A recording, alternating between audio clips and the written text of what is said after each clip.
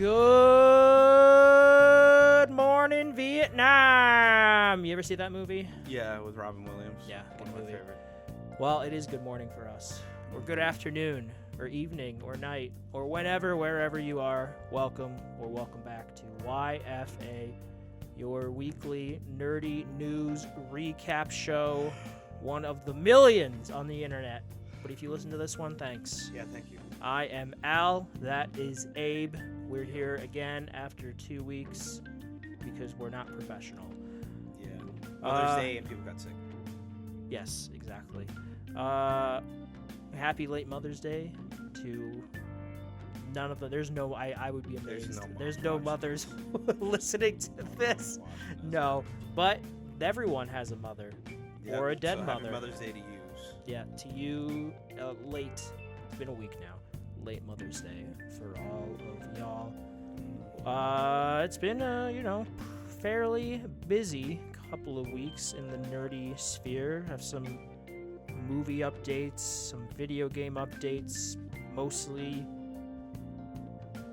bad updates. I'm like looking through the list. Yeah, like how we had to have a pause. Yeah. They're bad. Some good things, mostly in the TV movie sphere.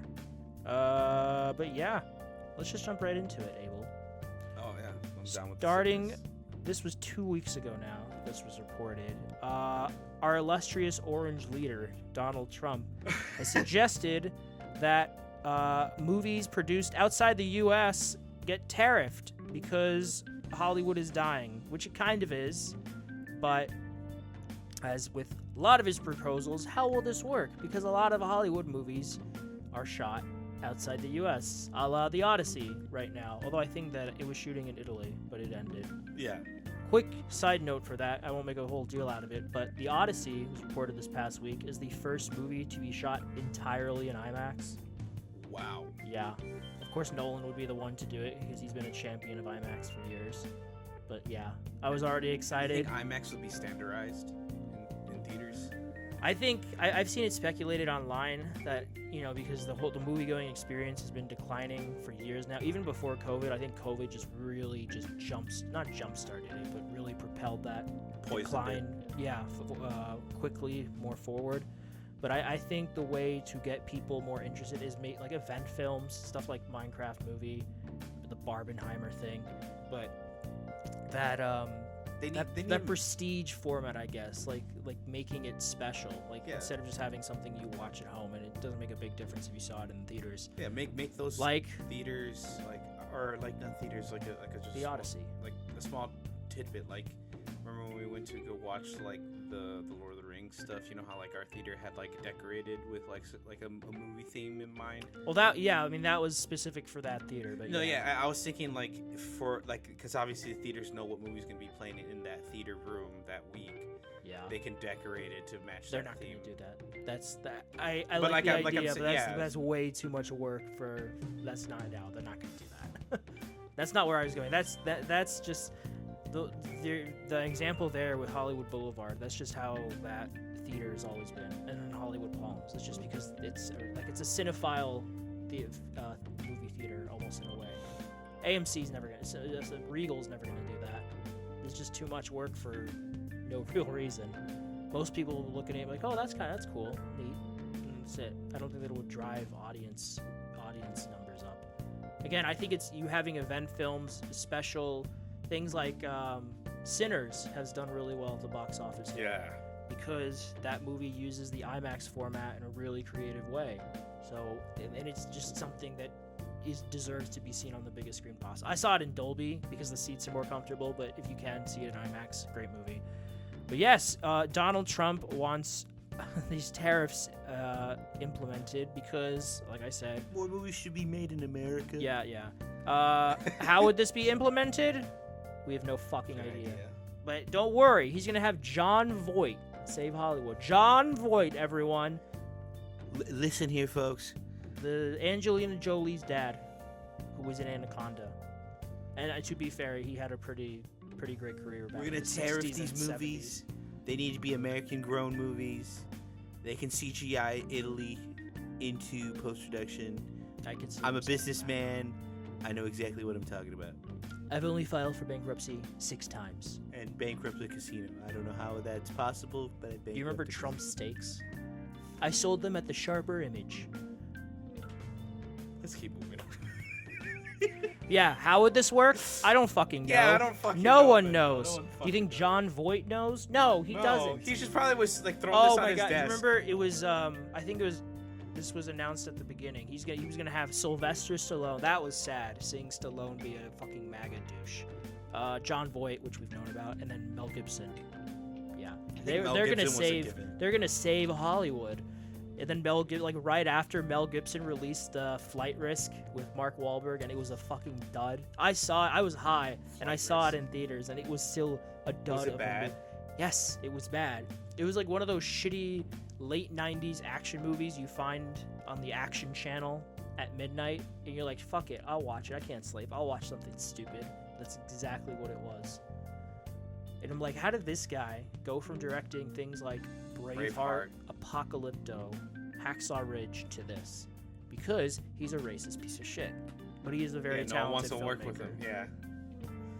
How does a fucking racist make probably one of the most profound culturally like with Braveheart, with Apocalypto, dude, Apocalypto is he's still racist against the Jewish people. Yeah.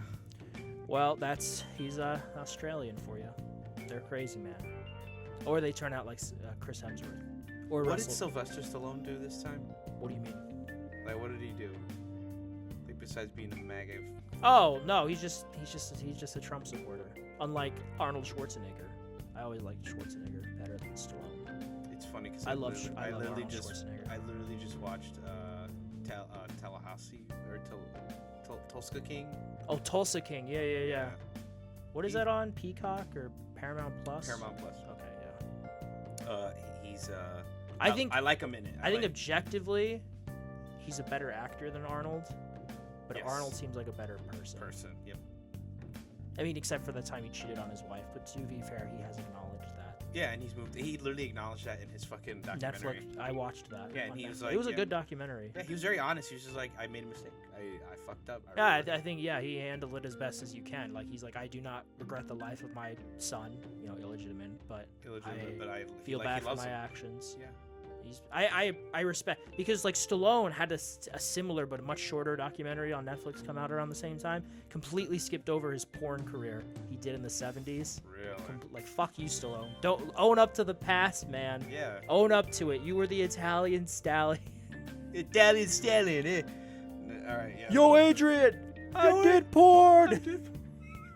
So stupid. How will this be implemented? I don't know. Fucking know. We'll see. But yeah. There's not much to go off of because, again, this is one of the many things he fucking talked about. Yeah. And then he kind of moved on. Yeah. I'm trying to look for anything recent. Making movies great again. Anyways, the next thing.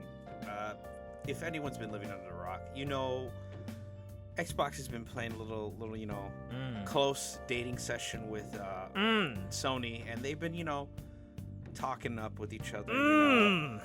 Xbox is like, hey, I know this is the third date, but would you like, Gears 5 or not Gears 5? Gears 5. Wow, you had all that build up and you fucked it up. I know. No more for you, Abel. No more for you. Gears remastered on PS5. Gears 5. Not even Gears 4. Objectively the worst one. Yeah, Gears 5. that's why. Imagine. That would be funny though. No, that would be. No, they got the remaster of one. The remaster. The remaster. Because this is the remaster of the remaster that came out like 8 years. That's the one I played on PC. But no one complained about that on Xbox. No, they didn't actually. It's a pretty shitty port. On PC, it still has issues. Yeah, but yes, this is a remaster of a remaster. Just the first game coming out August 26th of this year. Yeah, can't for wait. everything, including PlayStation. Including, play. We're gonna be able to potentially platinum Gears of War. Can't you co-op the campaign? Maybe? I don't know. I mean, there's multiplayer. If we can, hopefully me and you can go through the whole campaign. Dude, that'd be dope. Yeah, because I want to play it. But I played through this last year. If I had known this was coming out, I would have waited. Yeah, I can't wait. I never Experience the origins of one of gaming's most acclaimed franchises. like never before, featuring 4K resolution up to 120 FPS, which is what I got on PC, but it was very inconsistent. Like, it jumped all over the place, so it was inconsistent. And the ultimate multiplayer experience with cross-progression and cross-play across all platforms. This is the definitive way to experience the game that started it all. And I know when this was announced 2 weeks ago now, people were like, hey, why not do the entire trilogy? And I have one answer for you. Money. Why would you sell the trilogy for potentially $60, maybe $70, when you could sell each one for $40 and get a bit more money that way? And people, have like a year gap. Because people will look at it like, oh, 40 is reasonable, because it is including the multiplayer. It's not just the single player. People will buy it. But now add up the 2 sequels and the 120, and then if even what's Sony, more, $70 or $120, or even like you said, if Sony is even blessed with the permission to even sell it, the new Gears of War game. What do you mean? The new one. What do you mean blessed? Oh, you mean the Gear E-Day? E-Day. That's not coming to PlayStation. Eventually, but not right away. No, that's what I'm saying. Like, if you really think about it in a vacuum, that is 70 plus 40 plus 40 plus 40. That's insane. I hope we see I think that comes out next year. I hope we see gameplay. I think that was one of our predictions. Yeah, at the Xbox showcase. We'll see gameplay. We should watch that. When's it's on a Sunday. Sunday, what time? Like noon or 1 or something. Okay, no, it's just because I have work in the morning at 1. Oh, I'm going full-time soon. Oh, yeah, that's what I wanted to announce. I'm going full-time, folks. Yay. Gonna get 40 hours every week, no matter what. I'm gonna get my money up, bitches. There you go. That's money. Get that money, man. Yeah, and then... Trick out your man cave. I expect it to be tricked out in 6 months, Abel. I need to get frames. Dude, I have a bunch of posters on the table. I still need to get frames for. Abel, guess what the #1 trending game on PlayStation Plus is? Or not, I'm sorry, not PlayStation Plus. Like, if you go on the app. Oh, #1? Yeah, guess. Expedition 33. No, come on, Abel, don't be dumb. What do you think? GTA 5? 6? Yes. It's 6, of course it is. Speaking of GTA 6, we got a second trailer. Yeah. Butt physics. That's what everyone was talking about. Yeah, those jiggle physics, baby. Are insane. But no, jiggle, baby. On a real note, the graphics look insane. It reminds me of when we first were introduced to Red Dead 2. We weren't even sure like what were cutscenes or what were like. And it was all in game. And it is all in engine. All in engine PS5 base. Yes, for this one. Yeah. For the trailer, yeah. Well, we'll see if they do anything. I'm glad I got my puppy with me. I have my Pro. Yeah. Enjoy your little Pro over there. I will enjoy it. You probably will have 60 FPS. I don't know, man. I'd be happy with like a 40 FPS mode, but we'll see. It's just so much happening on screen, and then beyond the butt physics, excuse me, which were very impressive. That's what they. Last generation sweat. we had horse testicle physics. Now we have the booty physics. Butt physics. We have sweat physics. This is what gaming has been leading up to, ladies and gentlemen. Booty physics. And I think this story is going to be so also if you look at the bottle, the way the liquid sloshes around. Yeah, that's what I'm saying. It's going to be insane. And what are our characters' names? I forgot. Lucia and Jason. Voorhees. Yeah. Could you imagine? Just make Manhunt. Oh my god. Jesus, that yawn helped me. Are you okay, old man Abel? Yeah.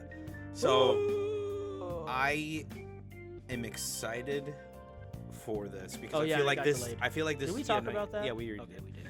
I think what we're gonna get is a more like it's a video game. No, this is what I'm trying to say. You know how stereotypically like GTA 1 through 5 obviously has like an underlying like very serious story, but has like 5 does not have a serious story. No. I replayed that like a year and a half ago. It is very like it plays up the Hollywood because it makes sense because where it takes place, but it does play up like the Hollywood over the top angle. Yeah. Which I liked, but I can understand why people like maybe the more grounded tone of all the other ones. No, yeah. Like, what I'm trying to get at is like the wacky shit that characters get into. Like GTA 5, like there's some wacky ass fucking missions. Hey, cousin, want to go bowling? Want to go bowling, cousin? Right in the middle. That was a rumor. I guess. Okay, I just remaster of 4, right? Yeah, that because we're on the Rockstar train right now. There is a rumor going around that not necessarily like a port like Red Dead Redemption of GTA 4's. Yeah, because they're lazy. Is going to come out sometime this year, and also for Switch 2 and supposedly patches for us now, Red Dead Redemption 2, which would be amazing. I have it on PC, but I kind of want to play it on my TV and play a pad. Not platinum it. That shit is ridiculous, but just play through it again on my TV.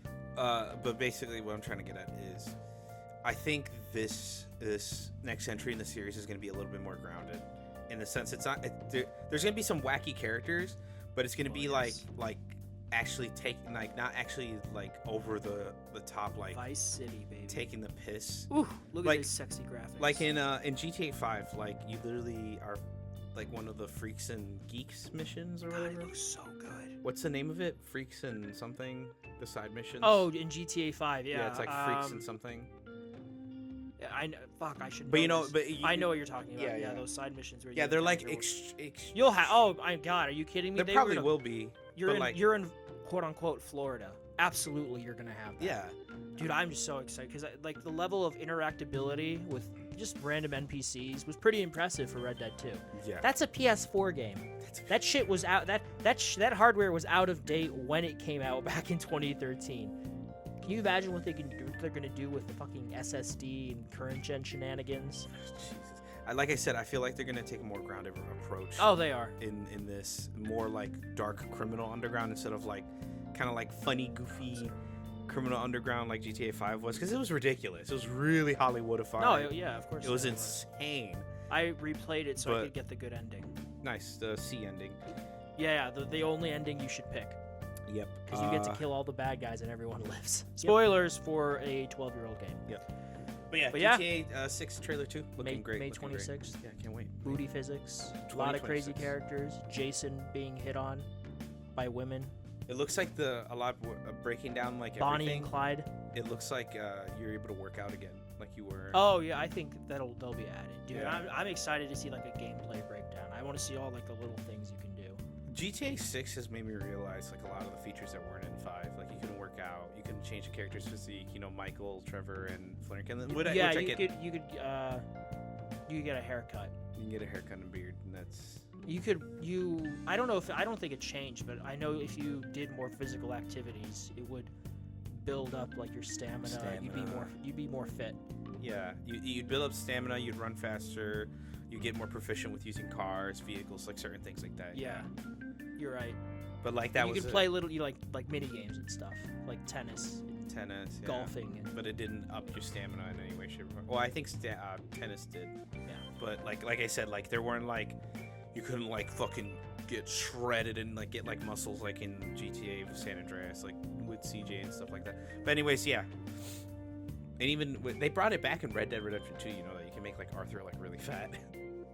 Yeah. Oh yeah. No. Yeah. You can make him look. Yeah, I've seen that. I didn't make my Arthur look fat. I always made him look nice, but yeah, you could. 1 year. We got to survive another year. No World War III. No economic crash, guys. Let's wait. They crashed a drone into the sarcophagus that covers Chernobyl, so let that sit with you. We're all gonna die.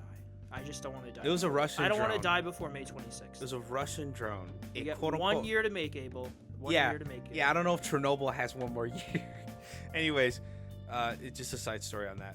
A random Russian drone, quote unquote, accidentally landed and fell into and broke the hole into the sarcophagus that is over Chernobyl, and it burned all the insulation to keep the moisture out so it doesn't rust away. But you ever see the miniseries? Yeah, Chernobyl. Yeah, it's very good. Yeah, it's the same guy who's doing. I just hope it doesn't leak out because there's still radioactive like debris, like the elephant's foot in the sarcophagus. Radioactive King Tut. Yeah. King Tut. No, but I'm being like so real that it's quite concerning because if that debris gets into the air, we're kind of fucked because it can travel all over the world. We might Abel. Fallout. Fallout in real life. Have you saved those bottle caps up? Oh, you're goddamn right I did. Anyways. What's going to be your Fallout theme song? The Wanderer, I called it. That's mine. You can't have it. In a town of, there lay a man one day, Big Iron. Okay. There you go. I was trying to think of the name. I called The Wanderer by Dion. That's going to be my theme song. Big Iron on his It's perfectly head. Fallout.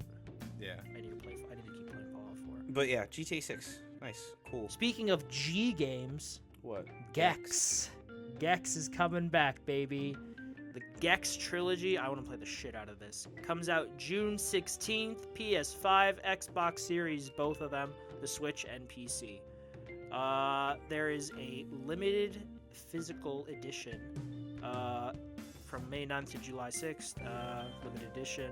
You can buy a physical if you want. Obviously, you can just digitally download it.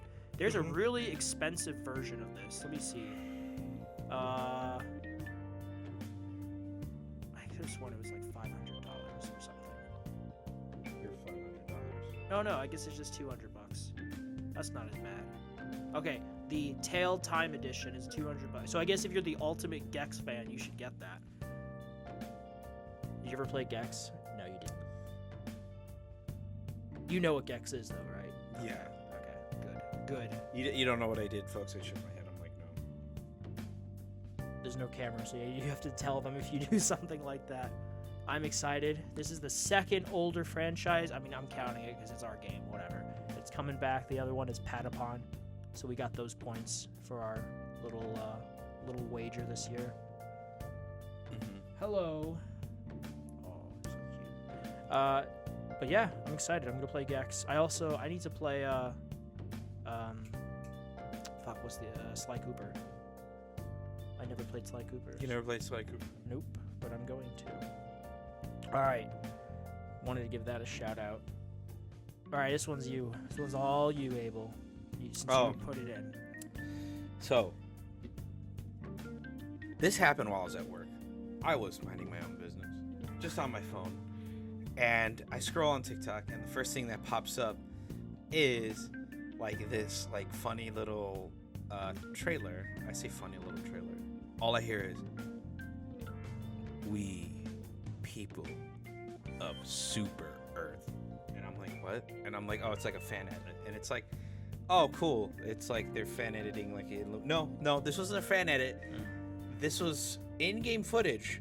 The Illuminate have now stepped into the game, and I say now in the sense that like, oh, well, what the fuck happened like a couple months ago, didn't they? Yeah, they joined the game in a Vanguard unit. That the unit we've been fighting for the past 6 months has been only a Vanguard. This is the main force. They are attacking and heading straight for Super Earth, and holy fuck, they're carving a path straight through us, and they just came out of the wormhole. That get better, soldier. Oh my god, they're gonna make it to Super Earth. Uh-oh. This is not a joke. This is not a drill. We do need hands on deck. Basically, in real man terms, we got a huge update. The Illuminate are actually fully here in full force. They're on their way, cutting a path through the Terminate straight to Super Earth. Obviously, they're doing this because we did start a war 200 years ago with them, and we brutally beat them to a pulp. They were a very peaceful race, and now they come back with a proper army and military tactics and all that kind of stuff. They've basically become proper warmongers. But anyways, this update came with a bunch of balance changes and a bunch of new stuff. Folks, we have full weapon customization now for certain weapons. Not for like specialty weapons like the explosive crossbow and the like explosive sniper rifle, but weapon customization for all primary weapons is insane. And I played it and I fucking love it. I love it. It's, oh my god, I can literally use any Liberator I want and have like an extended magazine on it or a drum mag, and it's literally all I've wanted.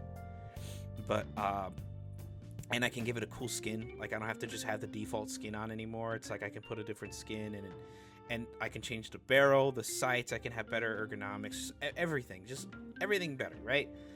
I and actually really excited. This update is huge. Like I said, they also did a bunch of balance adjustments. They buffed a couple things, a couple weapons, and like changed some things. Only complaint I have so far is the Illuminate seem really strong of a faction, and I get it. They're supposed to be like the technologically advanced faction out of all the three, because in the original game they were like the technically advanced race that we fought. So of course they should give us a hard time, but I feel like they have a lot of too many armored units and too many units that have a shit ton of health. And besides just like, you know, coming in full force, they have 4 new enemies. It's a Scorcher / like artillery-esque unit that like fires like plasma balls in like I said, like an artillery style, and then they have fighter jets that will do a strafing run while you're running and trying to kill Illuminate. And then they have a couple new ground units. It's called the Flesh Mob. It's literally just this big amalgamation of human flesh mixed with Illuminate DNA and stuff. Tasty. It's insane. But anyways, huge update, really great. Can't wait for more. We are going to fight for Super Earth back. We will defend our home. Anyways, next thing. You want to talk about this? Our favorite company in the whole planet. Oh, yeah. I won't give them too much time because they don't deserve it, but I just thought it was funny. It makes sense. No new releases, but still fun to talk about for a moment.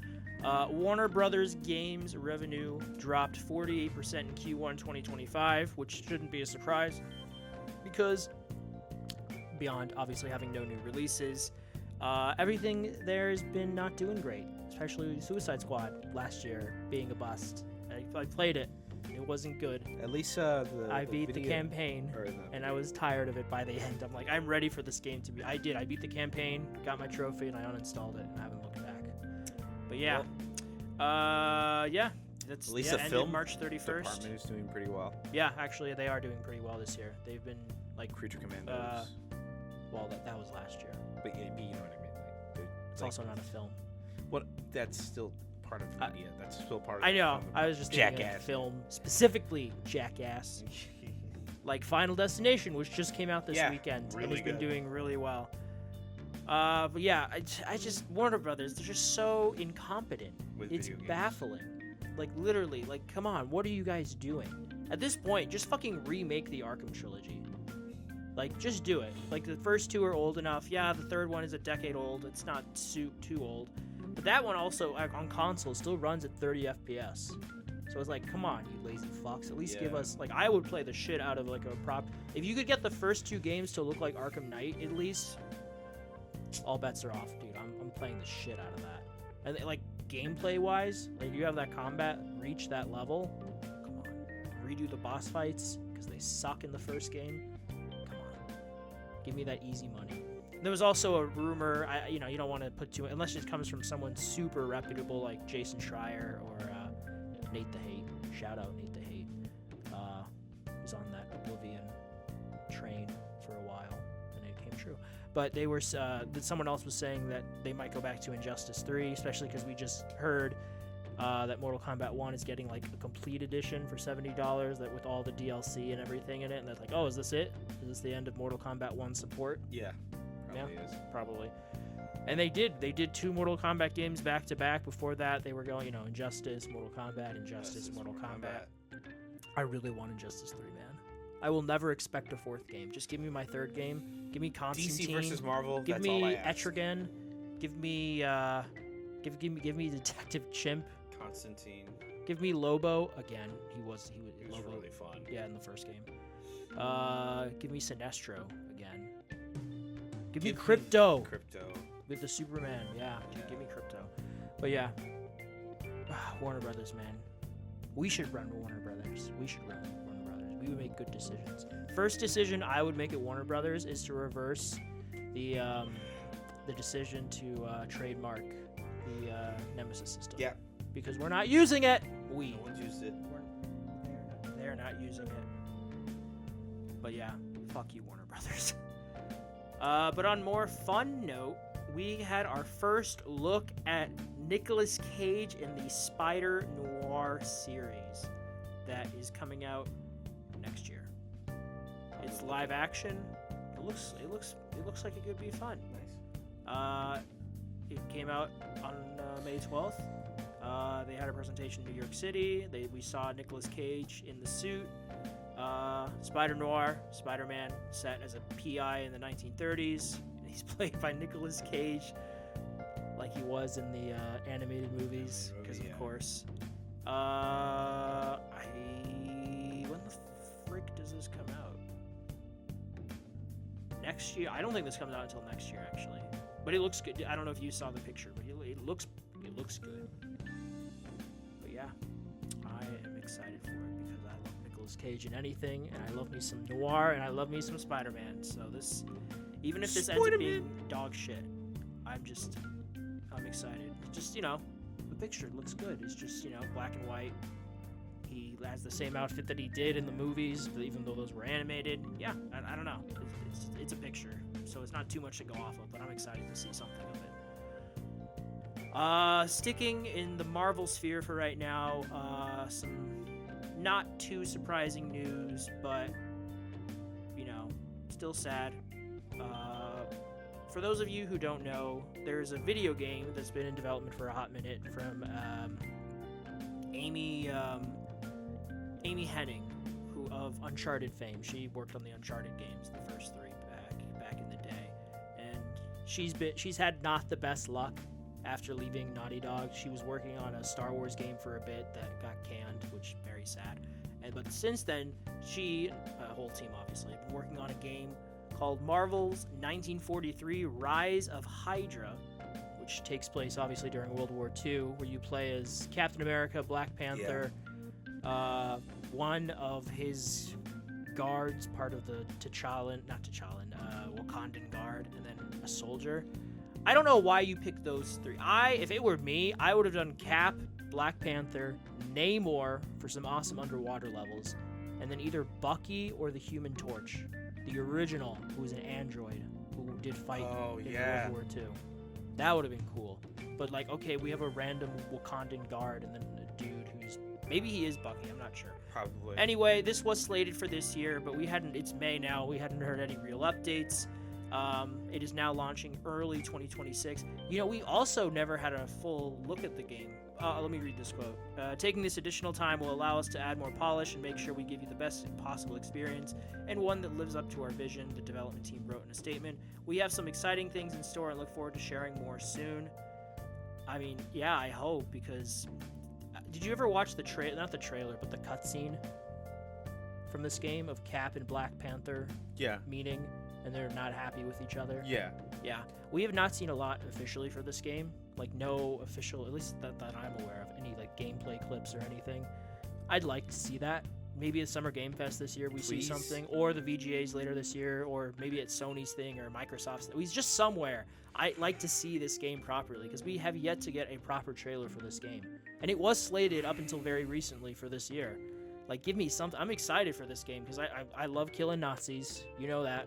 My favorite thing ever. Yeah. And I love that era of Marvel, with this is T'Challa's grandfather.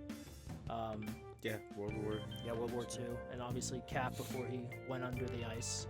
Mm-hmm. I just could make for some really interesting dynamics and some level design if done well. Just, if DC's going to be dropping the ball in the video game department, at least we're getting some cool, hopefully, stuff from Marvel with this, Iron Man, the open world Black Panther game, Blade, which that shit's not coming out for a while. Spider-Man 3 eventually. Hopefully Venom. Wolverine, of course. I really hope we still get that leaked Venom game. That seems like a no-brainer. If we don't see it at Sony's thing this year, then we're not getting it. Then it's dead, and I'm gonna beat up Abel. You heard it here, ladies, first. Yep. Abel's getting beat up. My inner Venom will come out. My inner Venom will come out. That's insane. Fallout. Ooh, yeah. I saw the trailer for the new season. Season 2. December. Mm-hmm. I'm excited. Cannot wait. Did you finish season 1? Crawl out through the fallout, baby. They dropped the bomb. Is that a no or a yes? Yeah, I did watch it. What the fuck's wrong with you? Who didn't finish watching it? It took me, to be fair, it did take you like a hot minute to finish it. Well, no, yeah, because I really wanted to take my time because I was really waiting for them to come out with the trailer. I didn't finish it. This fucking guy. Crawl up through the fallout. I need to finish that, Andor, and catch up with Invincible. There's a rumor. I don't give a shit about The Last of Us, and I don't give a shit about House of the Dragon. I did before, like season 1, but I don't care now. So, you know. You don't see me, folks. You have some Jeffrey Dahmer ass looking glasses. Thank you. I have killer eyes. Anyways, that's not good. I'm scared. I'm in his basement right now. I'm not leaving here, ladies and gentlemen. You wanna go in the fridge? That is so you wanna go in the fridge? Yeah, what's in the fridge? Is that a head? Yeah, I left the popsicles next What to are the you severed looking penis. forward to? Yes. Confuse the guests. What are you looking forward to most in season 2? More. You know, it's so stupid just to say this. More like, bottle caps. with every video game adaptation, like people are like, I want to see more Witcher. I want to see more. You want to see the more Witcher Last of Us, Fallout? I want to see more Fallout. That's it. I want to see Deathclaws. I want to see Super Mutants. New Vegas. We're getting New Vegas. I want to see more robots / automatons. Like I feel like there's so much I can do. I just want to see. I want to see the Minutemen. I want to see more enemies from the games. There, I just want to see more enemies. I want like people to understand like how like as much as it like Lucy and them were like walking, they didn't run into too many like enemies. In the game, you run into a fuck ton of like to be fair, animal hazards. That's a video game. Even so, you run into a lot of hazards that make sense. Like if you run across the desert, you will run into a pack of giant radiated scorpions. If you do walk through a valley, you'll run into fire ants. You'll run into a fucking pack of lizards trying to survive. You'll run into the robbers. I feel like in the show, it was very much like they walked like 100 yards and then they ran into something. Like, not 100 yards, but like 100 miles and they ran into something. I'm exaggerating the distance, but you know what I mean. It was really long stretches of them like really walking around talking, which I get. It's for the show, exposition. I get all that. But I love just the random encounters. I really want more of them. I mean, like when he was stuck inside the suit, there's fucking mole rats trying to get in and like scratching up the side, and then Lucy shows up and saves his ass. Yeah, because Lucy's the goat. Yeah. Anyways, so to add on top of the show's season 2, I'm not even sure if this is confirmed or not, but there is like a rumor that we're getting like remaster of Fallout 3. No, we will eventually. I feel like it shouldn't be 3. It should be New Vegas. It'll be 3. It needs to be New Vegas next, because I know they're doing the show. It'll be 3. It'll be 3. That's what I'm saying. But it needs to be New Vegas after that. It needs to, because they're doing the show in New Vegas. Well, I mean, that's kind of like what else would it be? Let's remaster Fallout 4, which they kind of did actually. They already did. But it'll be 3 because that was in the leak, the court documents from a few years ago with the whole Bethesda Microsoft merger thing, and that's where that was not the first time, but that was one of the early instances where we heard about Oblivion, which turned out obviously to be true, and there was some other things in there. I think Dishonored 3 was one of them, which I don't know if we're getting that now, but Fallout was in there as well. So I think maybe next year, because the dude Nate the Hate, who was one of the prominent leakers for Oblivion, was asked about Fallout 3, and he's like, not for a while. But we don't know, like, not for a while to us could mean something different to him. Maybe it's a year, maybe it's 2 years, we don't know. But I agree, yeah, it'll be within the next couple of years. They have to capitalize on the hype of the show. Also, the fact that we ain't getting Fallout 5,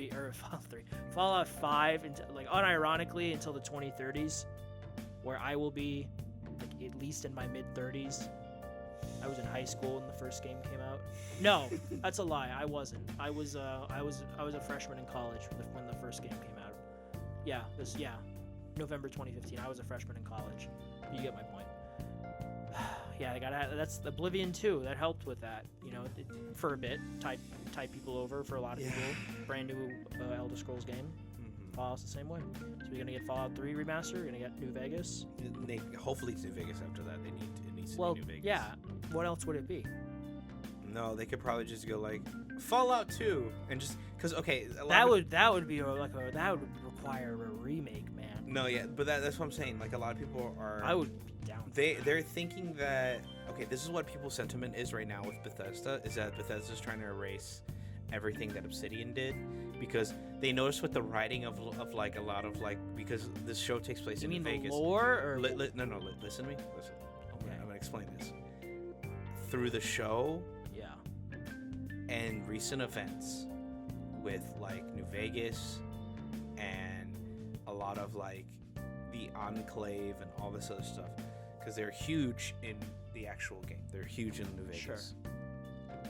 Hold on, let me readjust my seat.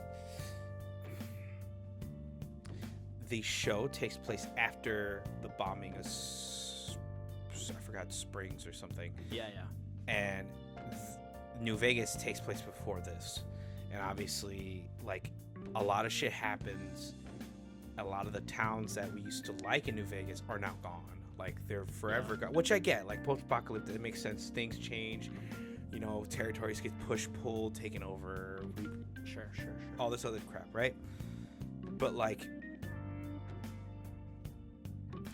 everyone's getting kind of like a slight like hint that Bethesda is trying to wipe out, like in a very like lore friendly way of like wiping out what Obsidian did for them, which was good, which was really good. Everyone loved by bombing New Vegas. Yeah, bombing New Vegas, having New Vegas being taken over by Deathclaws, because that's what the end of that one of the episodes was like a pan out of New Vegas, and there was a giant skull of a Deathclaw.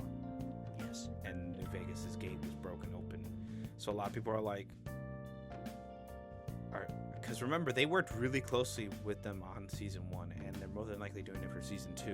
Yeah. So, like, a lot of people are getting the sense that like Bethesda's slightly going like, we don't like what Obsidian did because it makes us look bad. Like that's what. This is all just theory. It's not what they haven't said anything like that. But they're not going to come out and say, yeah, we're wiping out all of Obsidian. No, they're not going to come out like that. But what I'm trying to get at is like a lot of what they're doing kind of paints that picture of like they don't like Obsidian because Obsidian kind of one-upped them in the quality department. That's been discussed for some time now. Yeah, because they haven't re-released New Vegas. That would be Microsoft's call at this point. Yeah, at this point. I bet it was Microsoft's call that we got the remaster of Oblivion.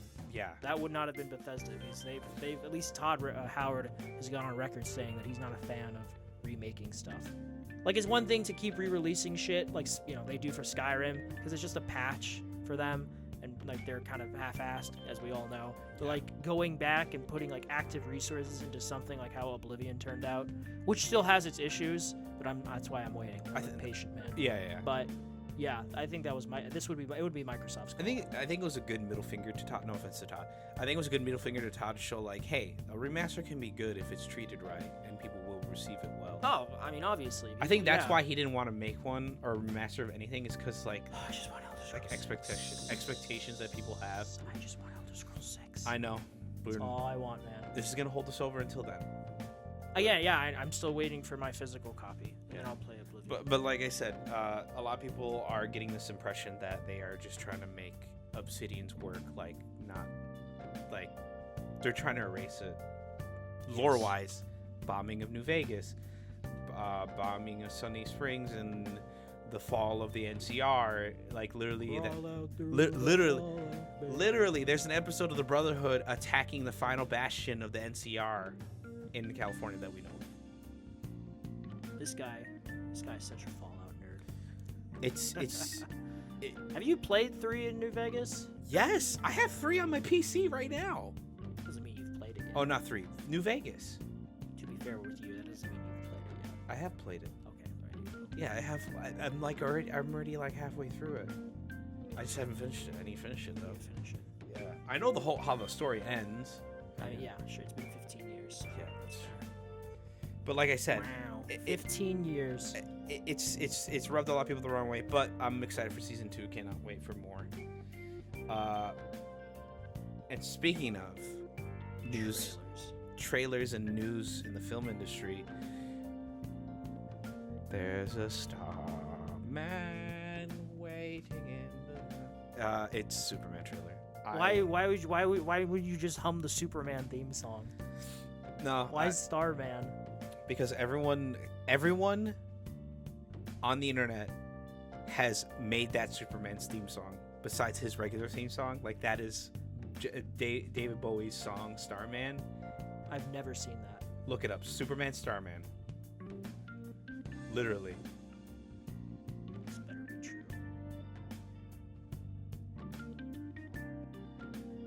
Starman is a song that became a viral trend on TikTok and YouTube Shorts in late 2023 and early 2024. Yep. For Superman. Well, it just says heroic acts. So it's like just heroic things. Well, no, just look up. Oh, I did. That's literally what I typed in is Superman Starman. And that's what came up. Yeah. Overlaying clips of heroic acts. And okay, there you go. As was seen as a tribute to Superman. Yeah. Yeah. Everyone canonically makes that song Superman's theme song. Well, I'm glad this was real. Unlike the other thing you told me was real, and then it turned out not to be real. I know You've redeemed yourself a little bit, Abel. A little bit today. You've redeemed yourself. Because I had a weird wet dream about Battlefront getting an update. Yeah, and it didn't. It didn't. I really hoped it did. You hurt me in ways you couldn't imagine, Abel. But Superman 2 trailer, or Superman 2nd trailer, really good. I'm guessing you watched it. I watched it. Holy fuck. Did you see Superman in it? Yeah. Well, no, really? He's in that one frame. If you blink, you missed it. You blinked and missed him, man. He's right there. Actually, that's Starman. It's Starman. There is a superhero named Starman. Yeah, I know. There's this. You have to go watch this trailer because I'm not gonna do it any justice.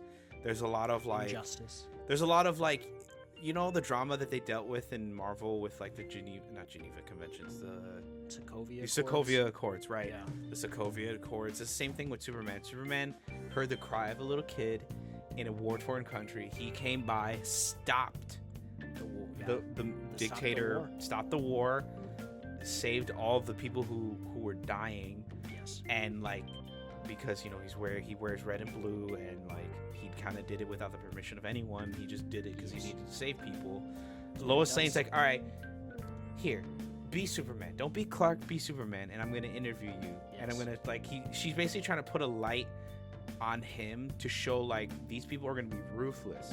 So she's like, yeah, that's how she interviews. And she's a hard. At least from what we saw in the trailer, she comes across more as a hard-hitting journalist. Yeah, which I like. Which is I like that a lot. That approach. Mm-hmm. And he's like, I shouldn't need to justify me trying to save people. That's it. That's literally his bottom line. Is I shouldn't need a justification to go and stop people dying. The giant kaiju. And the giant look up. Heads up. Hey, buddy. Eyes up here. Eyes up here. You know what? You know the one reason I want this movie to succeed is to shut the Snyder Bros up. Yes. I don't even care about the movie. I mean, I do. Yes. But I want the Oblivion thing. I wanted that announced to shut up the naysayers online, and it did. Act Man. Yeah. Now I want this to come out and do well, of course. So the Snyder Bros shut the fuck up. They're so insufferable. Dude. Okay. I love Snyder's Man of Steel. I do. I liked it. I liked it. I really loved it because... You loved it or you liked it? Okay, I loved it. Scale of 1 to 10.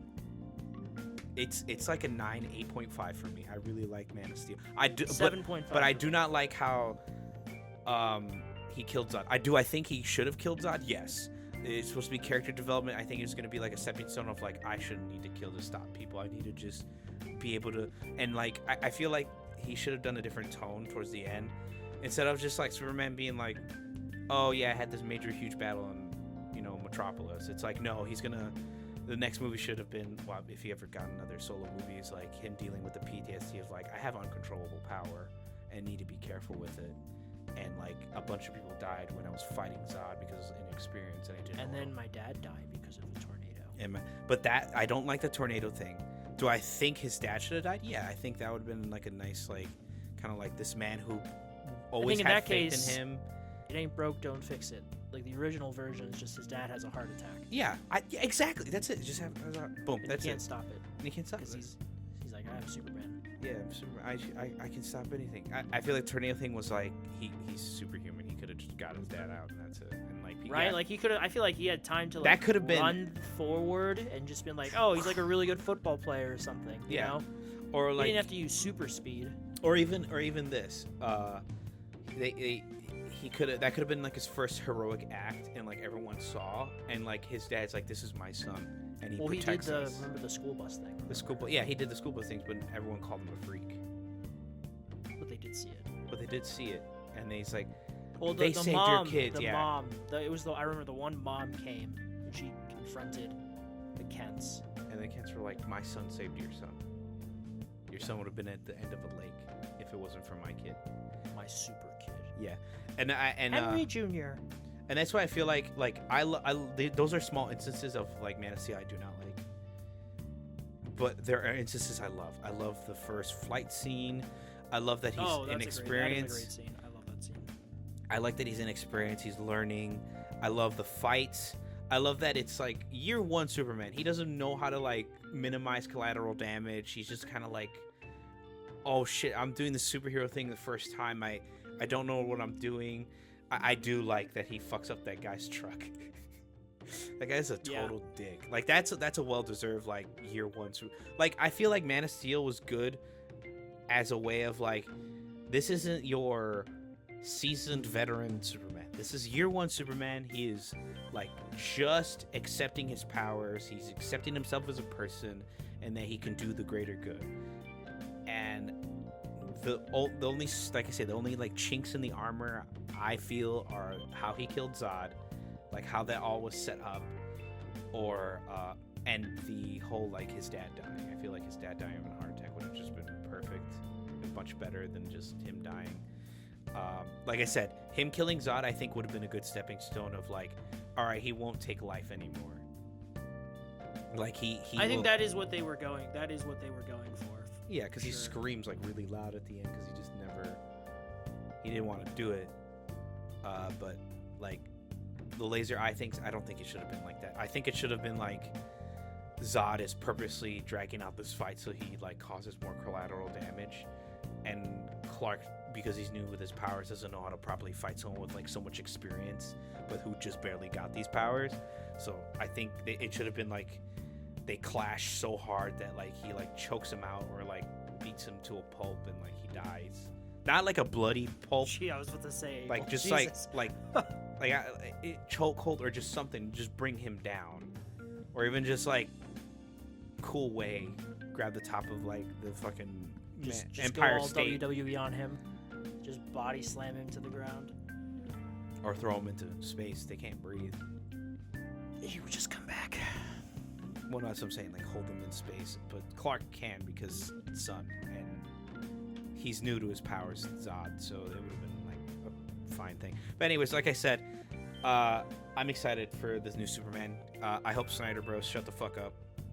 I like Man of Steel. We talked it is not more about Man of Steel than we did the actual trailer. Because you have to watch this trailer, folks. I'm sorry, we're not gonna do it any justice. It's an amazing trailer. I'm excited for the Superman movie. I think it'll lean. I mean, knowing Gunn and his track record, Christopher Reeve's son is a news reporter in one of the TV screens. By the way, it's that I saw that. He is in the movie as a cameo, but that's a different guy in that scene. Yeah, no, I'm just saying, like it's just like the guy that you're referencing. Oh, the guy I'm referencing in the trailer. Oh. Yeah, no, but he is in the movie. He is in the movie. Okay. As a news report. Yeah. No, I know what you mean. Oh, okay. But, I'm excited. I think it'll lean into the cheese, like the more cheesy like Silver Age sci-fi aspects of Superman more. Guy Gardner looks great. I mean, it's Nathan Fillion. It's the rookie. Yep. I like how he just. Oh my! You guys had to see the trailer. It's really good. Yeah. Anyways, next topic. Oh, this is something. Max is HBO Max again. Yeah, that's weird. That's it. It's so weird. It's just Warner Brothers being stupid in their branding. Didn't they get rid of their CEO, the really idiot one? Well, no, they have the idiot one. Right? No, they have he's still there. Never mind. Okay. With David, is that who you're thinking of? David Zalev? Yeah, Zalev. No, he's still there. Of course he is. Because any idiot can be CEO, I guess. And I guess, I don't know, calling it Max was stupid to begin with because who the fuck thought that was a good idea? He was still called the HBO Max even after. No, I know. It's almost like the Twitter X thing. A lot of people just still call it Twitter because X is a stupid name. Only an edgy 14-year-old would think is cool. Elon. I digress. But yeah, it's HBO Max again. I think it comes. I feel like Elon is just a man-child. No, he's 1,000%. He's the worst type of man-child. Even his kids are like. Who was never told no. No, yeah. Even his kids are like, we try to play Overwatch with him, but he sucks ass. And his kids are like. Did you see? This was earlier this year. He was on his plane and he tried doing a live stream for Paths of Exile too. And I think it was mostly one dude just kept bullying the ever living shit out of him, and you could clearly see it was getting to him. And he kept trying to like mute the chat, but it didn't work. And the guy was like, "You fucked up. This is all your fault. Your family doesn't love you." And I'm like, Jesus Christ. The one time where I can I can support online bullying. Bullying, yeah, dude. He'll be fine. He's a billionaire. Fuck you, Elon. But yeah, I don't know. I'll touch on this briefly. There was a little presentation this week about some Marvel TV news. Yada yada. Oh, Ironheart. Yeah, Ironheart got a trailer. Whoop-de fucking do. I don't give a shit. That show should have come out like 2 years ago at least, like right after Wakanda Forever. Jessica Jones is gonna be in season 2 of Daredevil. That's cool. Cool beans. I think the idea is that it will not tie in as much to the movies now, so you won't feel as obligated to try and keep up with everything, which is kind of what they were doing before when you had the Netflix Marvel stuff, and then you had Agents of S.H.I.E.L.D., which was good. And then the ever incredible Inhumans. Just kidding, that show was terrible. But so was Secret Invasion, so I digress. But yeah, we'll see how that goes there. But then, Abel, there was a key and a sword and a kingdom of hearts. Kingdom Hearts online game was canceled. That's not where I was going, but. Oh, yeah, Kingdom Hearts. Dude, why am I getting all these fucking? Oh, they changed the. Okay, never mind. All right, you can talk about the. Yeah, so Kingdom Hearts was gonna have a live service game. It's gonna be like links to the past, or it's not links to the past. It's like or linking something. I can't remember the name of it. Link to the Future. Something like that. I can't remember. But basically, I think majority, maybe half of the team was working on it, and they were just like, "This is not gonna work. Just cancel it." They canceled it, and now they're putting all their focus on the next Kingdom Hearts game, which they sent out like some screenshots of what it looks like, and it actually looks pretty decent. It does. Did you play Kingdom Hearts 3? No, I can't. I like Kingdom Hearts gameplay. I can't get into Kingdom Hearts because the story's so complicated. I feel like I won't be able to follow it, and that's like one of the key things. If the story is not at the very least a little like non-convoluted, like I'm just able to follow along, then I'll be fine. But Kingdom Hearts 1, 2, 3, all the remixes are like this convoluted story mess of prequels, sequels, first games, and all that other shit. Like I think if I remember, I think 2.5 is technically the first in the series. Like canonically is 1, and then it goes back to 1, and then it's 2 is 3, and then 3 is technically the last one. Anyways, let's continue before I lose my mind talking about Kingdom Hearts. Would you lose your mind? Talking about the lore of Kingdom Hearts, yes. I mean, yeah, no, I totally get it, because there is a lot. But I wonder when we'll get it. I'm going to say 2027. Kingdom Hearts 4. And then, some more delay news. Ubisoft. They're like, hey, we're delaying some stuff. They're delaying multiple upcoming games, actually. As part of their latest earnings report, the company announced that it's delaying multiple upcoming games. Ubisoft did not say what these games are, but noted that they are some of our biggest products. So the delays were from FY 2026 to 2027, and then 2027 to 2028. You could probably guess that it's the next Assassin's Creed and the next Far Cry.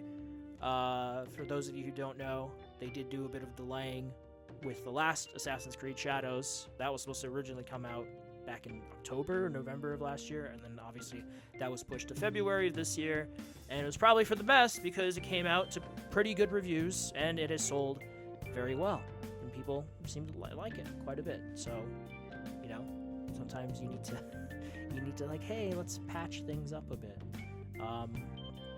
But yeah, I want another Far Cry. It's been 4 years since Far Cry 6 came out. And was it good? Yeah, I liked it. Okay. It was good. It was the island. It reminded me enough of Far Cry 3, mostly because of the setting, because it's a jungle island. Basically, it's Cuba, and then you have what's his name? Giancarlo Esposito. To be fair, I think he was a little underutilized. There are not too many scenes with him in the game. I think it could have used more of that, but the gameplay, it's Far Cry. It's Far Cry. If you like Far Cry, you'll like 6 if you haven't played it yet. But I think 5 is still my favorite. That was also my first one, so personal bias there. But yeah, hopefully this trend continues, and they just keep, like everyone, hey, maybe don't release a buggy mess, but at the same time, people still buy it, so it doesn't matter.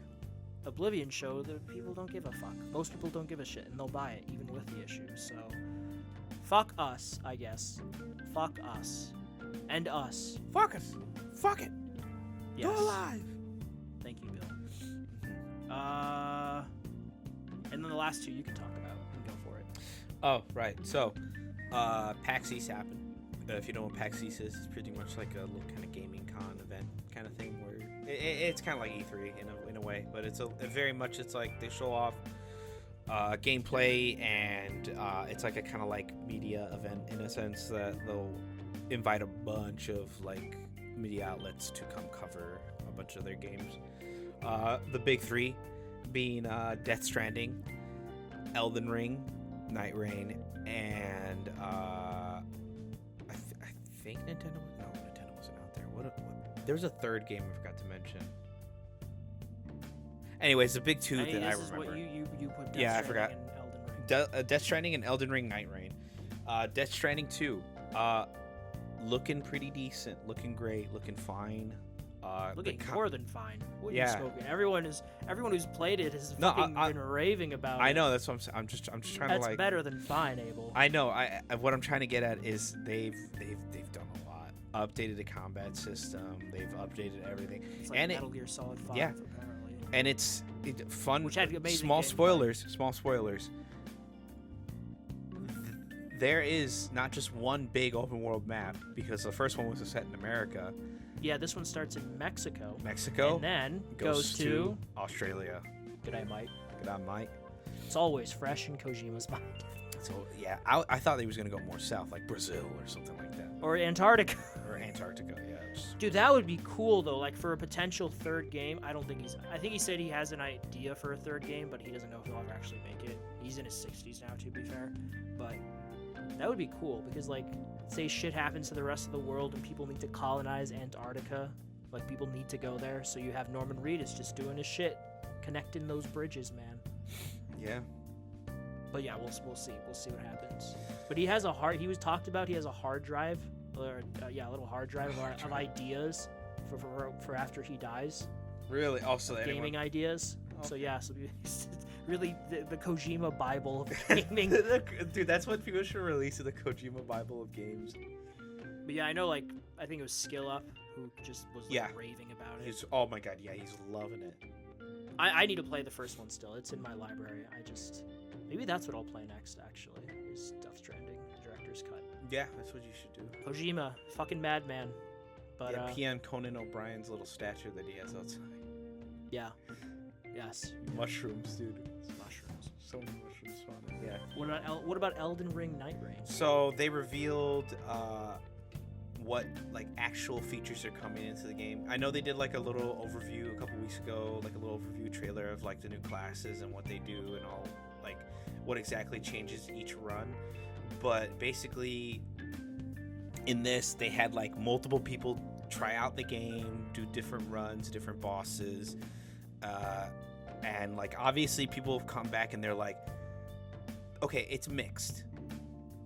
some people are like, oh, this is looking great. It's mixed. Yeah, and then some people are like, well, this isn't my Elden Ring. This is not what I'm like playing. I'm like, okay, that's fine. That's fine. But you can't say this is an Elden Ring when they're okay. There are critiques that are valid and like, okay, makes sense. Like with Elden Ring, a lot of people are like, there's too many copy and paste bosses, which there are. There's a bunch of copy and paste bosses in Elden Ring if you actually play it. Sorry. Elden Ring Night Rain. One of the critiques is there's a lot of copy and paste bosses. I'm like, yeah, because it's Elden Ring. What other, like I get it. You expect new bosses. That's fair. But that's relegated to like the main bosses, not the world bosses. The world bosses are all going to be enemies we fought before. That's the whole point. This is Elden Ring Night Rain roguelike. Like, hello? Like, that critique just doesn't make any sense to me. Like, copy and paste? Go fucking outside, dude. Of course it's gonna be copy and paste. It's Elden Ring Night Rain. It's a separate thing. Anyways, continuing. And then, like, people were kind of upset that it's not, like, different maps. It's gonna still be, like, the Limgrave-esque map.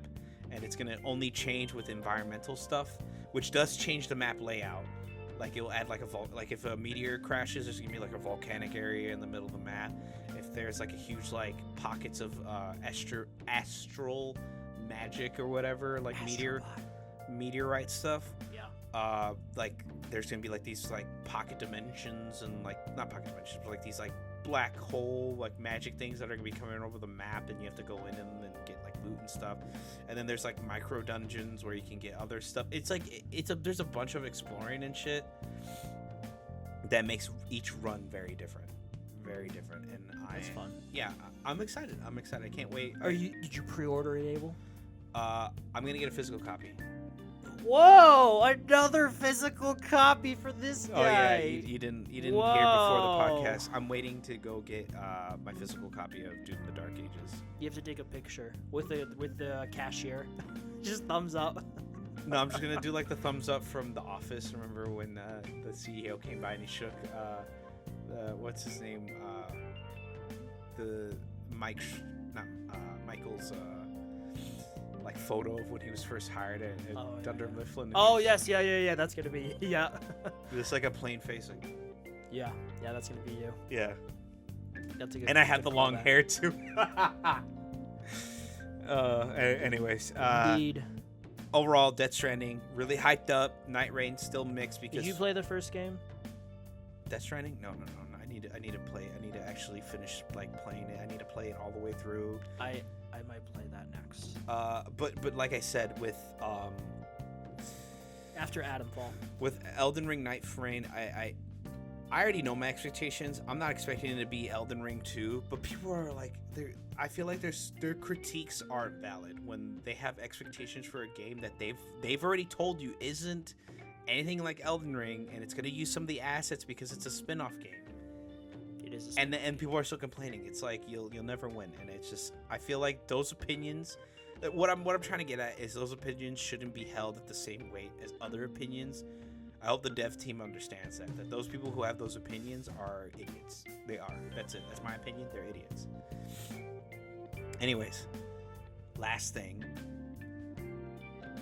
and I labeled this as Bungie's dead to me because they are. Because if you've been living under a rock the past few days, it's been found out that Bungie's texture artwork in general for the in-game engine, like textures for buildings and all kinds of shit, have been stolen / plagiarized by an actual living artist. And Bungie is like basically going like, it's not our fault, it's this random employee that doesn't work with us anymore. They probably left it in and we just didn't check it, blah blah blah. And it's not like blee blah blue. And it's just I'm done. I'm not excited for their new Star Wars expansion for Destiny. I was interested because it's like, oh, Star Wars and Destiny, and they're working with LucasArts Studios, and it's called Destiny 2 Renegades with like the Star Wars logo, like not logo, but like text font for Renegades. Oh, sure. Yeah. So I was like, oh my god, that's kind of interesting, but I haven't played Destiny in forever. I shouldn't. I'm not interested. I'm not gonna buy it. I'll probably watch gameplay to see. Maybe I'll get it. And like, no, after this plagiarism thing, I'm just like, all right, I'm done. I'm not. No, this is ridiculous. This is someone's work. This is like you're taking credit and making profit off of other people's hard work. And Al, what pisses me off is it isn't like, oh, they stole a design and like retraced it or redesigned it. Al, her logo is in the textures. Her watermark. They were lazy. Dude, they're copying. Her watermark is still on the textures. Yeah. And it's not even like, oh, it's like faded out. Al, it's faded out just barely that you can still see it. Her logo for her art thing is there. Her personal logo she copyrighted is there. I was reading through the article that I was telling you before from Forbes. Yeah. The morale thing. Yeah, the Just morale. looking at some of the comments. Worst studio acquisition by Sony by far. Yeah. Because at least Firewalk didn't cost them billions. How much did it? Yeah, it was $3 billion. Man, Disney got Star Wars for like 3 point something or $4 billion. Well, that was like Lucasfilm in general, so you get my point. I was actually on the phone talking with Taylor about this too, because she played Destiny a lot. She played a lot of PvP Destiny. I played a lot of PvP and PvE, and I told her about it. I'm like, I have no faith in Bungie anymore. It's not the Bungie I grew up playing. It's not Halo. It's not the Halo team. It's not the Destiny 1, Destiny 2 team I grew up playing their games. This is a cesspool of plagiarists, half-assed work, and management being literally the worst on the planet. And we were on the phone right before you got here, and I was discussing it with her. I was like, I feel like they should be like liquidized, new management, and new people to get their feet wet. This is what our thought process was, to make them like a supporting studio. Yeah. Like this is what it was gonna be. It's basically what we would do is fire all management, get rid of everyone, get new. The whole team. Yeah, get rid of non-veteran game developers at Bungie. We need to get rid of all the. I hate to say it, get rid of all the new blood, because obviously something went awry. Because let me add this real quick before I continue that like restructuring theory, or not theory but idea. Yeah. It's not even that it was just plagiarized by one artist, but people don't even believe that statement of like, oh, it's just this one artist. Half of the Bungie Marathon art team is following that artist before the incident happened for the past 5 years. Yeah, so worst case, they knew about it. Best case, still not great, is that they're just completely ignorant to it. They knew about it and they just didn't do anything about it. Anyways, continuing. Get rid of everyone. Just get rid of people who... I'm getting rid of all management. That's what me and her agree. Getting rid of management, getting rid of like just newer dev blood. Like, sorry, we gotta start fresh. We gotta get some like indie talent, some people from like smaller studios, see if they're interested in coming to Bungie, and basically getting their feet wet, letting them do small projects, supporting other studios real quick, and like doing small projects, and then giving them here's like I gave her an example of like what she's trying to do. It's kind of like what they do with Blue Point. They were like this new studio, and they were like, here. Sony was like, here, do some support stuff with us. Fast forward a couple years. Oh, here, remaster the God of War.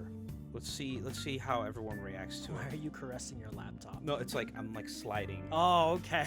I'm not caressing my laptop. Like, I'm sliding. I'm sliding you good like laptop. No, not like I'm sliding you paper. You record this podcast. You record this podcast. Good. No, I'm just kidding. No, like the slide. Like, okay, now remaster this.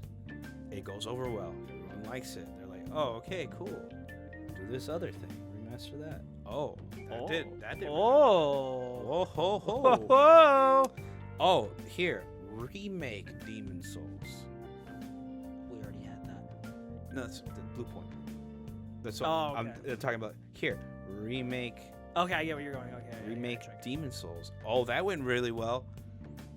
Now make a brand new IP game. Live service. No, yeah, and I told her that flopped, but the idea of like they trusted them enough to make a new game. They're like, here, make a live service God of War. That game. has now been canceled. That's now been canceled. Obviously, we know that to this day. But like, from my understanding, the gameplay was actually pretty decent. Like, because it was God of War combat, like refined, right? And now it's gone. It's gone. Just the live service concept and idea was horrible. But that they need, that's what they need to do with Bungie. They need to just break it down, liquidize, just get rid of all the really just what turned Bungie into today, which is like bad management. Obviously, no one in the dev team taking accountability, and I say that in the dev team now because, like, how do you follow an artist and then say it was only one artist, but you have like I said, you have more than half the dev like art team that's working on Marathon following this artist before. Either they knew and they didn't give a shit, or they just had no idea. They were ignorant to it. Yeah. And I get like using their art as like concept to make your own art, because I mean everyone does that. Last of Us does that. They have what's Phil Druckmann literally said, like, oh, they have like mood boards where it's like they'll go like, all right, this is chapter 1 of The Last of Us. Phil Druckmann. I can't remember his name. Neil Druckmann. He was like, these are the mood boards. This is what chapter 1 is, and they'll have colors, and then they'll have like screenshots of like The Walking Dead, and it's like it's because they're trying to just Neil Spencer. And then he gives that stuff to the concept art team, and the concept art team draws up levels, or not draws up, but draws up environments using those colors. Abel, that's so silly. Why would they do all that when they can just copy? Just copy the art, man, from someone online. They're never gonna know. It's never gonna blow up in their face. It blew up in their face. And now Bungie, I'm sorry, people who work there. I know. Did you see the stream yesterday? What stream? Well, I think it was either yesterday or it was this past week. They were trying to show off gameplay for Marathon, but then the whole thing apparently turned into like a big apology video because of this. Yeah. So they didn't show off gameplay. Yeah, I heard about that. Yeah, PR madness. PR nightmare. So,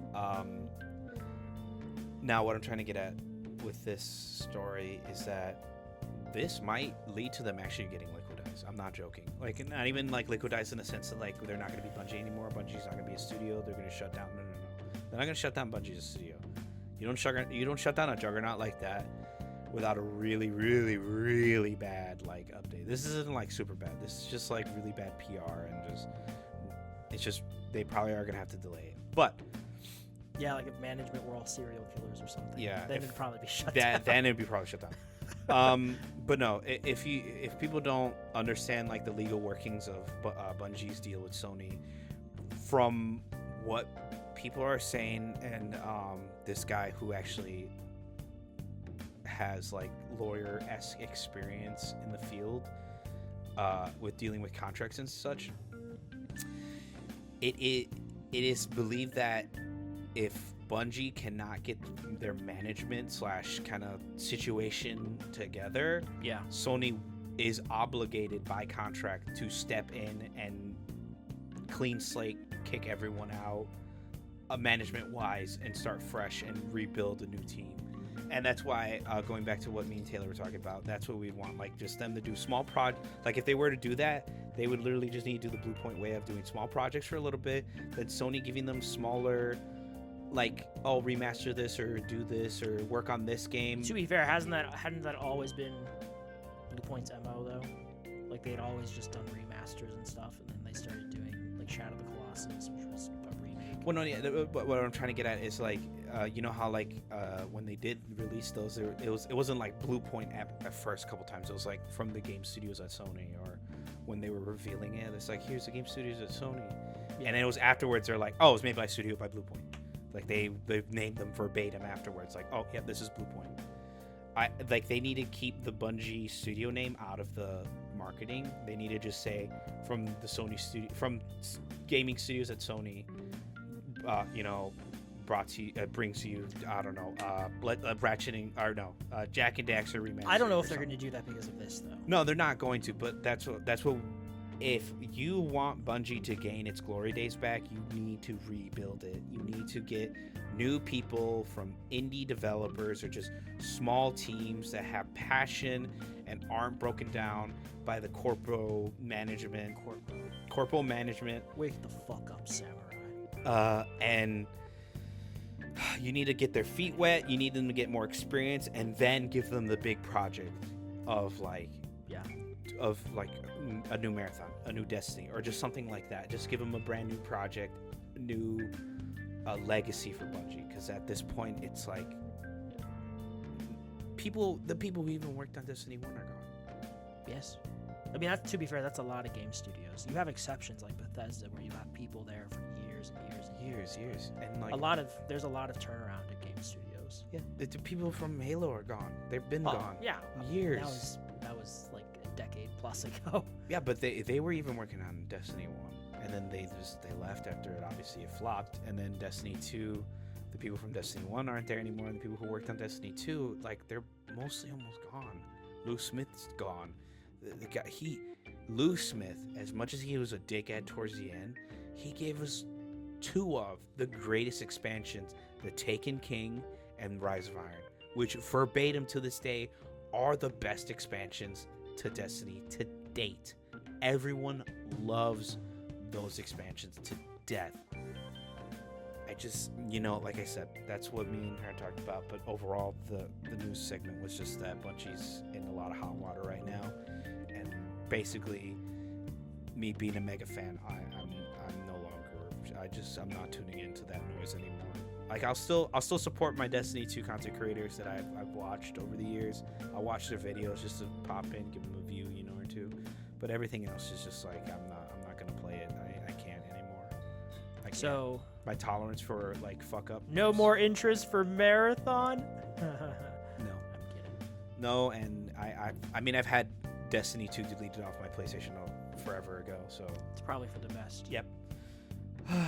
But Al, what did you do this week? Bucko. Stuff. What kind of stuff? Drugs? Money? Yeah, drugs, money, prostitution. Restitution. The usual stuff. The usual mumbo jumbo. I go through my stuff first. I'll do the movies first. All right. What did I watch? Yeah, mum. I'm just kidding. Jeepers Creepers. It's a horror movie made by a complete piece of shit, but the movie itself was entertaining. Justin Long, middle of nowhere, him and his sister coming back from a place, and they run amok of a supernatural being who, not a nice guy. Let's just say that much. No, he's not. He is not. Everest. This is a movie from a decade ago now, based off of the climbing incident that took place in '96. A group of explorers, some Americans, New Zealanders, people from all over the world, just misfortune struck while they were trying to climb to the top of Mount Everest due to unforeseen weather circumstances, and people lost their lives. And it was a good movie, good drama, good performances. Peninsula is the sequel to Train to Busan. It's not as good as Train to Busan, but it's worth a watch. It's silly, it's entertaining. It's all right. Clown in a Cornfield, that came out like a week ago now. It's as it is. It's a clown in a cornfield. Yeah. Who kills people. Yeah. It's a solid slasher, worth a watch if you're into those. Sniper, 90s. I almost feel like it was a made-for-TV movie, but it's a movie about a couple of snipers who were dropped into Panama to take out a rebel leader and his drug lord companion who's bankrolling his rebellion. It's Billy Zane and I can't remember the other guy's name. But yeah, there's turmoil between them. Billy Zane he's green in the gills. He's new to all this compared to the seasoned other guy. They butt heads, they argue. There's some solid action. It's a good movie. And then Wednesday was one night only, but they did a re-release for Kingdom of Heaven because it's the 20th anniversary. This is Ridley Scott's epic from 2005. The theatrical cut is doo-doo. Don't ever watch it. Doo-doo butt cheeks. Exactly. Well, butt cheeks are nice. This is just doo-doo. Doo-doo. This was the director's cut, which makes it's like 45-ish minutes longer, and it makes all the difference. It is a much better movie. It's a rousing epic set during the Crusades. Orlando Bloom, Liam Neeson, Professor Lupin. I'm just kidding. His name's David Thewlis? Whatever, Professor Lupin. Jeremy Irons, Edward Norton, Eva Green. Just a stacked cast of people. Soap. Soap's in it. Soap. That actor. Soap. That was so bad. I know That was terrible. I know that's. Put that in your audition reel. No. Soap. No. Soap. No. The name's Brock. This guy. I think he's losing his mind over here, ladies and gentlemen. But yeah. Ever heard of my dumb brother Sindri? If you like Gladiator, you should watch this. Oh, it's amazing. But it's set during the Crusades. Obviously, it's not the Roman Empire like Gladiator. This is set during the Crusades. No one expects the Spanish Inquisition. I do. I always expect the Spanish Inquisition. Continue. And then The Accountant 2. It's The Accountant 2. Ben Affleck, John Bernthal. They had good brotherly chemistry. Cat. Yes, Cat. Mm-hmm. But yeah, no, good time. What'd I play these past 2 weeks? I beat South of Midnight. That is Compulsion's game that came out earlier this year, like a month ago now. Set in the Deep South as that stylized, cel-shaded kind of Coraline look. It is fun. It's a fun game. Good characters, great setting, good combat, solid boss fights, good story. I think I said that already.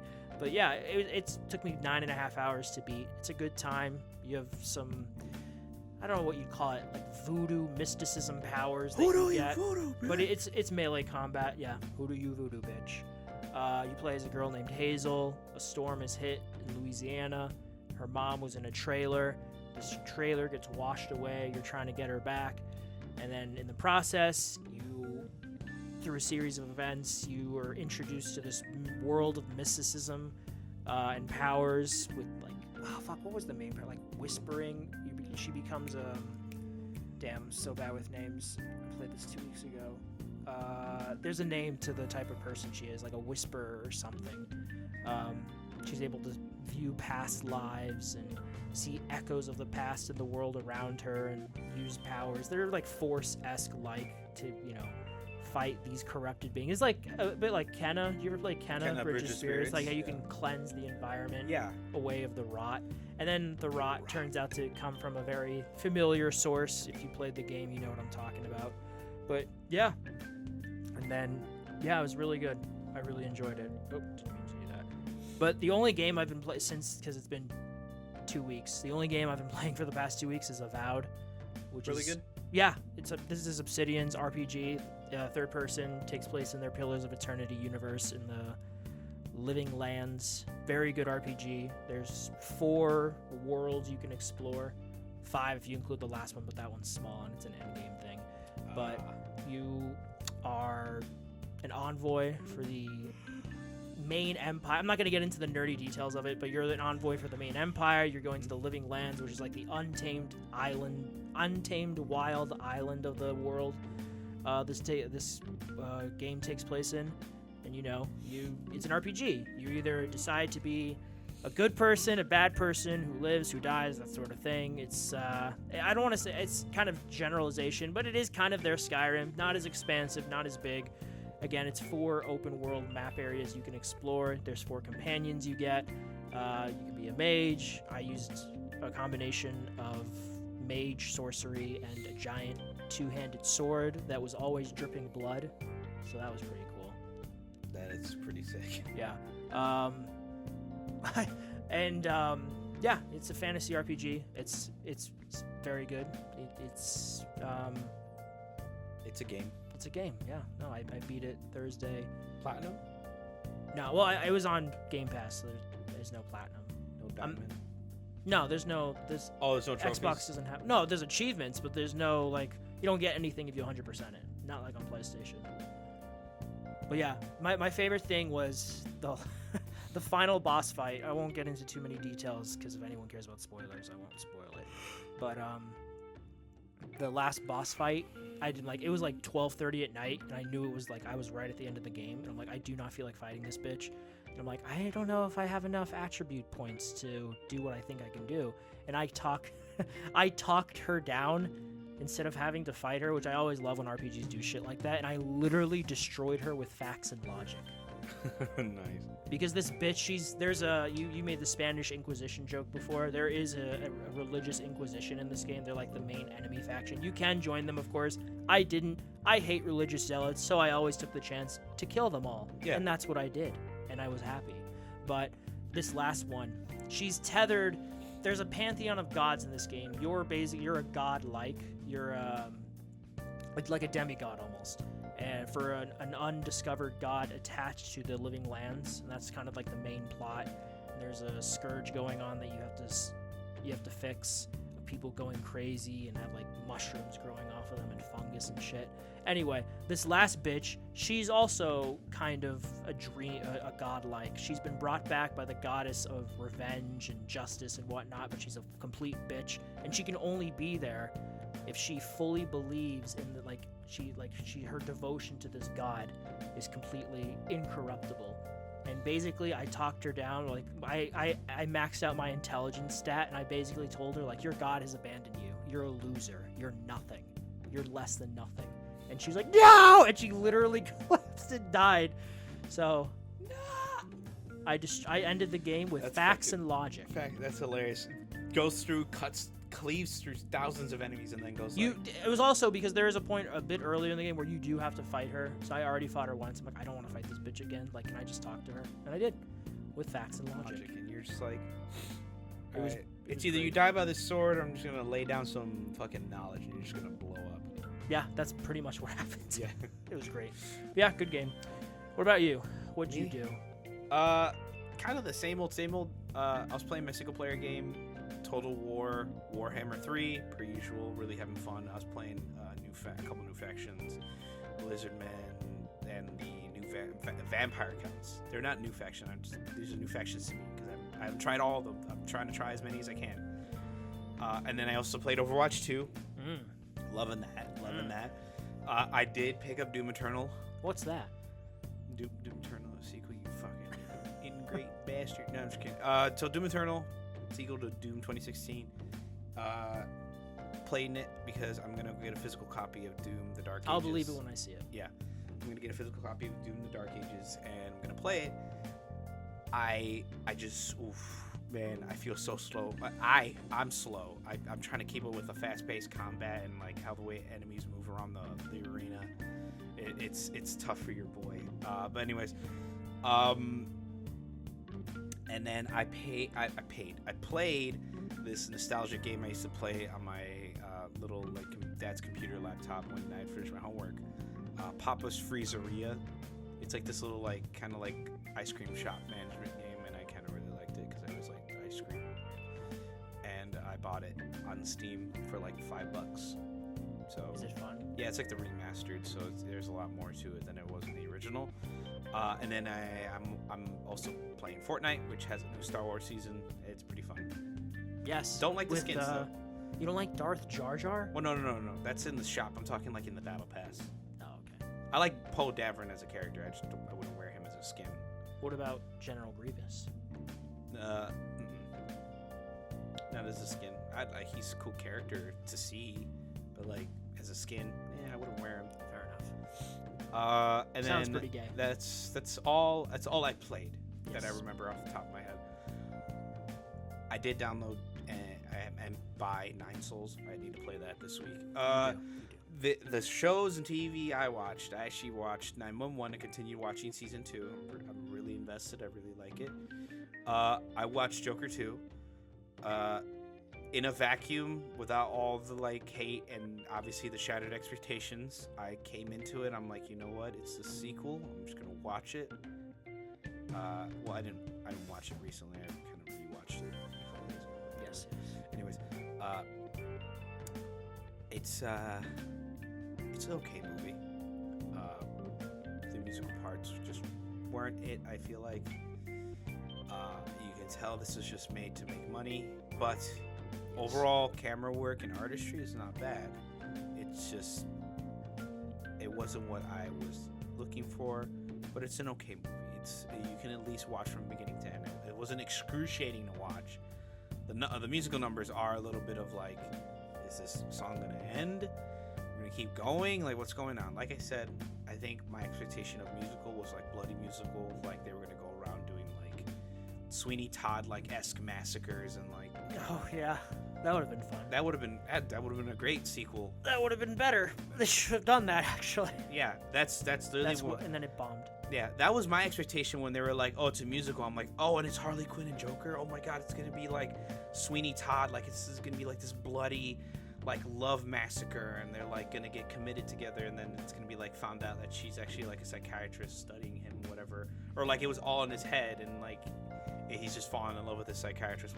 Like I said, bloody massacre. Wouldn't we all?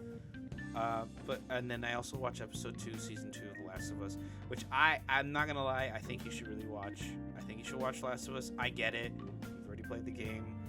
It's a lot of things different. I know. I still have no interest. That's fair. Because it's. I mean, you're right. You're absolutely right that there are changes. I mean, it's an adaptation. There should be.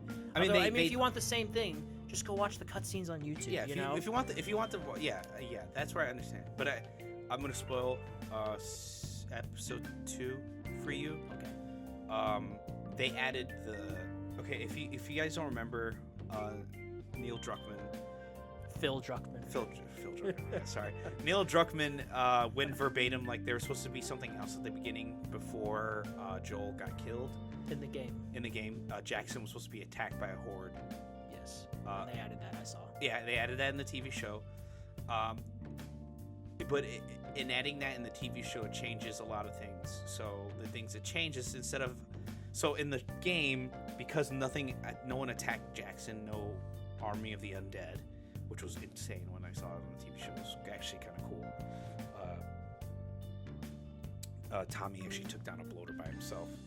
Insane. He was so cool. But anyways, in the game, because no one attacked Jackson and his brother just died, he went right after Abby, like as soon. Yeah, and then in the show. He has to stay and help bury the dead, fix Jackson. Yeah. Like he has prior obligations. It's not that he didn't want to go kill Abby. But that's what a lot of people are like. Well, in the game, he was already like halfway through Seattle, carving like a warpath. I'm like, dude, in this game, his fucking hometown that he's been living in with his son and new wife, like, just got attacked. He lost maybe like close to 50 to 100 people. He has to bury the dead and burn the corpses of the infected and like rebuild the wall. They just had a whole horde attack them. They're like weak. They have no supplies. In the game, it actually didn't make sense why Tommy's wife was so against it, because it's like you have the money, you have the resources. Like sending 4 people of like your 150 person community isn't gonna like. Well, actually, there's a lot more. Well, I think it's more of a personal reason in the game. Yeah, in the personal she wouldn't want him to go because, well, I mean, look what happened to him. Yeah, I know he came back, but he was safe the whole way through, just literally. And then until he wasn't. Yeah, until he wasn't. So that's literally why she wouldn't want him to go. Yeah. So because it's an unnecessary risk. Unnecessary, yeah, and that's where I kind of like the changes, because I felt like, damn, it felt more like, wow, Tommy lost a lot that night. Yes. He lost maybe half the population in the town. He lost his brother. Ellie was put in the hospital, like, for a while. Like, I think in the game, she, like, she had a broken rib or whatever, or, like, they busted up her arm. I have to replay. I'm gonna replay both games this summer, so I have to check again. Me too. I haven't played the second game since it came out. Yeah, I need to... Wait, what? What? Replayed the second game, right? No, I haven't played the second game since it came out.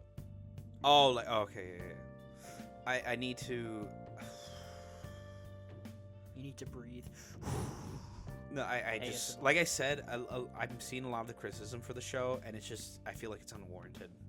A lot of it. There are some criticisms like Bella Ramsey's acting. I feel like she's a little whimsical, but I think that's with the writing.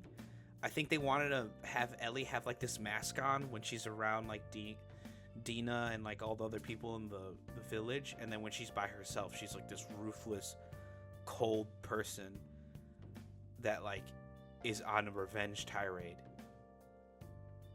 Like with Dina, she's like, oh yeah, haha, funny, goofy moment. When she's not with Dina, she's literally like deadpan, like set on killing Abby.